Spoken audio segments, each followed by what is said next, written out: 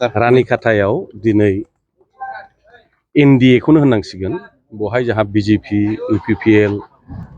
जै मित्रजोट बे जोंनि इलेक्शन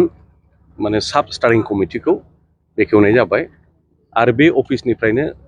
गासै जोंनि चिरां डुवार्स जि ब्लक दङ बेनि रायजो राजा आइ आफा आरो जोंनि मावफारियाफोर दोलोनि दैदेनगिरिफोर इलेक्शनखौ बिनिफ्रायनो मोजाङै शान्तिपूर्ण भाबै परिचालना एबा सालायनो थाखाय बे अफिसखौ दिनै बेखेवबाय आरो मिजिंथियो साफ्रोमबो ओनसोलनि आइ आफा रायजो राजाया बे अफिसाव माने इलेक्शन बिसयाव बिसायख'थिनि जिखिनि आयदाफोर दं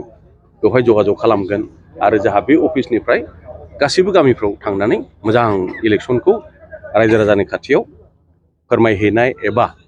जोंनि दोलोनि बाथ्राफोरखौ बुंहैनाय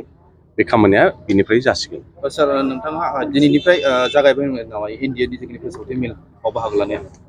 दिनैनि खोथा नङा 12 तारिखआव आं जे इउपिपिएलआव जइन जाबाय बा बाहागो लाबाय बे दिननिफ्रायनो आरो लोगो लोगो इलेक्शननिबो सम जाहैबाय गोबां खोथा बाथ्रा बा व्यक्ति बिसेस लोगो हमनाय रायजो राजाफोरखौ लोगो हमनाय खामानिया सोलिबाय थादों आरो दिनैहाय बहाय अफिस बेखेवथारनानै आरो माने आनुষ্ঠাनिक होननांसिगोन माने फर्मेल इलेक्शन केम्पेइनाव जों दिनै ज' ओंखारबाय आरो खारन नमिनेशना मैयासो जादोंना। बे खोथाखौ आङो 2 मिनिटाव फोजोबनि 2018 सनाव जेला आंखौ WPTBCनि मिनिस्टार दायित्व होबाय बे WPTBC डिपार्टमेन्टआव मोनसे स्क्रिनिं कमिटि दङ बियो ST खौल' नाया SC खौबो OBC खौबो नायबिजिरो सोरबाया जुदि इलिगेल भाबै कास्ट सार्टिफिकेट लादोंबा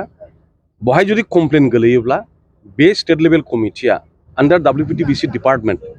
बे स्क्रुटिनि कमिटिया नायबिजिरो 2018आव आङो बिबान मोननाय लोगो लोगो नबसरनिया हिरा सरनियाया ST नङा बे खोथाखौ गोदोनिफ्राय जों बुंबोदों रायजो राजा बुंबोदों बिभिन्न दल संगठना बुंबोदों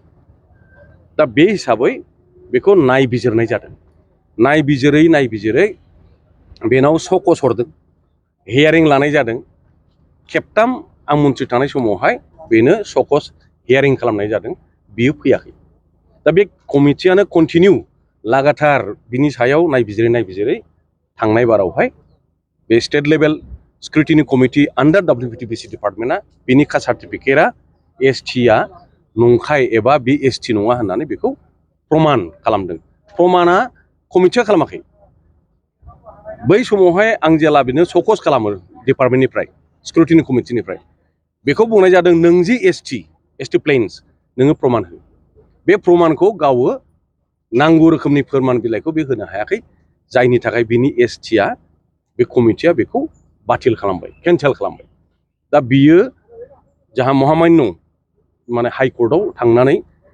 माने बिसार बिहैबाय सिंगेल बेन्चआव बेखौ रायदान होदों बिनि फेभाराव किन्तु डाबल बेन्चआव बेखौ क्लियार होखानाय जादों जे बे ST नङा बे हिसाबै बियो दाख्लैनि जि आरो फाइनाल जि रायदान बे ST नङा बे खोथाया कनफार्म बे गासै प्रक्रियायाव गासै हाबाफारियाव स्टेट गभर्नमेन्टनि गिदिर बहाय रल दं। Thank you. मोनसे गोजोनथाव बेनि अनगायैबो नोंथाङा गोबां बाथ्रा मिथिनो थाखाय नैबे 8474015053 जानबुं नम्बरनि गेजेरजों नोंथाङा फन खालामनानै मिथिनो हागोन।